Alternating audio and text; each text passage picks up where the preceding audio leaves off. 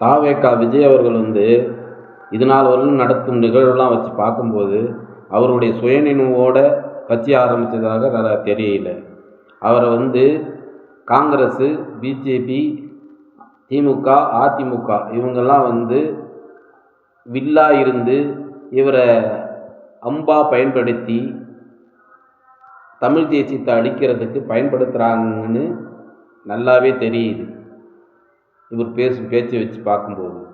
அதே போல் இப்படி தான் விஜயகாந்த் இப்படி தான் தனியாக நின்று அவர் ஜெயிச்சு வந்துக்கிட்டு இருந்தார். நாளுக்கு நாள் வளர்ந்து போயிட்டு இருந்தார். அவரை அழிச்சு கட்டுறதுக்கு முடிச்சு கட்டுறதுக்கு தான் ஏடிஎம்கேவில் கூட்டணி வச்சாங்க. ஆனால் ஏடிஎம்கேவில் கூட்டணி வச்சது இவர் எதிர்கட்சியாக வருவாங்கன்னு திமுகவுக்கும் தெரியாது, அதிமுகவுக்கும் தெரியாது. ஆனால் இருந்தாலும் எதிர்கட்சியாக வந்துட்டார். அதனால் இவரை முடிச்சு கட்டுறதுக்கு தான் நாக்கா கடித்தார், மூக்கை கடித்தாருன்னு சொல்லி அவரை டேமேஜ் பண்ணி அவரை முடிச்சு கட்டிட்டாங்க. அப்புறம் திரும்ப எலெக்ஷனில் மக்கள் கூட்டணின்னு இவர் கூட்டலை, விஜயகாந்த் கூட்டலை, மக்கள் கூட்டணின்னு இவங்களால் இந்த 4 கட்சியால் உருவாக்கப்பட்டு அவர் மக்கள் கூட்டணின்னு வச்சு அவர் சுத்தமாக முடிச்சு கட்டினாங்க. இதே போல் தமிழ் தேசியத்தை முடிச்சு கட்ட தான் இந்த தாவேகா விஜயை பயன்படுத்துகிறாங்க போல் தெரியுது. தமிழ் தேசியம் சீமானை கூப்பிட்டு பார்க்குறாங்க கூட்டணிக்கு, அவர் வரமாட்டேங்கிறாரு. அதனால் இவரை வச்சு தான் பயன்படுத்தணும்னு ஒரு முடிவு பண்ணி அனுப்பிட்டுருக்காங்க. இந்த அம்புக்கு தாவேகா விஜய்க்கு இது தெரிஞ்சு செய்கிறாரா தெரியாமல் செய்கிறாரான்னு தெரியல.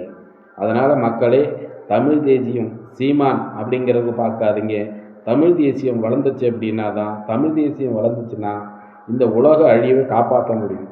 எப்படின்னு கேட்டிங்கன்னா, இயற்கை, பசுமை எல்லாம் நாளுக்கு நாள் அழிஞ்சு போயிட்டுருக்கு. மனிதனால் அழிக்கப்பட்டு இருக்குது. இதனால் பல உயிர்கள் அழிஞ்சு போகுது.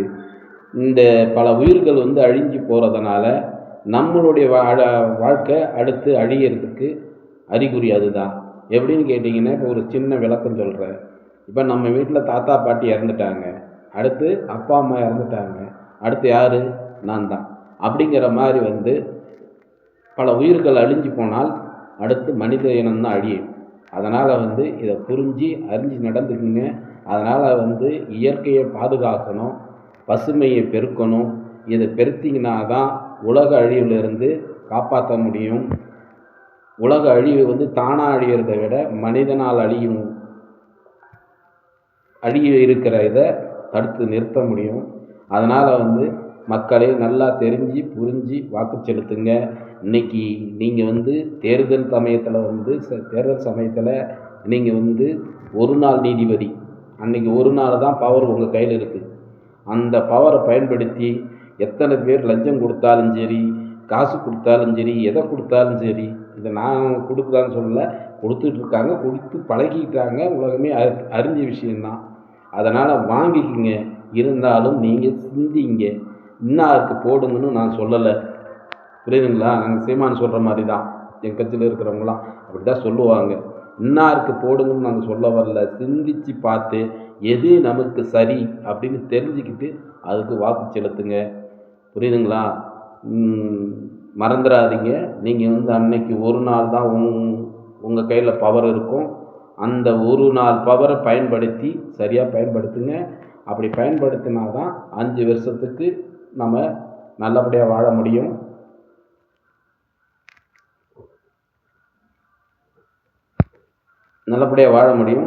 அதனால் மக்களை நல்லா தெளிவாக இருந்து சிந்திச்சு வாக்கு செலுத்துங்க. வாக்கு செலுத்தாமல் இருந்துடாதீங்க. அதனால் உங்கள் கையில் தான், உன் வாழ்க்கை உன் கையில் அப்படின்னு சொல்லுவாங்க இல்லைங்களா? அந்த மாதிரி உங்கள் வாழ்க்கை உங்கள் கையில் இருக்குது. நீங்கள் முடிவு பண்ணுறது தான் இருக்குது. நல்லா சிந்திச்சு பார்த்து செயல்படுங்க. ஏன் தமிழ் தேசியம்னு கேட்டிங்கன்னா, தமிழ் தேசியம் ஆரம்ப காலகட்டங்களில் இயற்கை சார்ந்து தான் வாழ்ந்துக்கிட்டு இருந்தது. அதனால் அந்த இயற்கையை பாதுகாக்கிறது தமிழ் தேசியத்தால் மட்டும்தான் முடியும். தமிழ் தேசியத்துக்கு தான் இயற்கைனா என்னன்னு தெரியும். மற்ற எந்த தேசியத்துக்கும் இயற்கை பற்றி கவலையும் கிடையாது. அதை பற்றி அவங்களுக்கு தெரியாது. நன்றி, வணக்கம். உங்கள் கையில் உங்கள் வாழ்க்கை.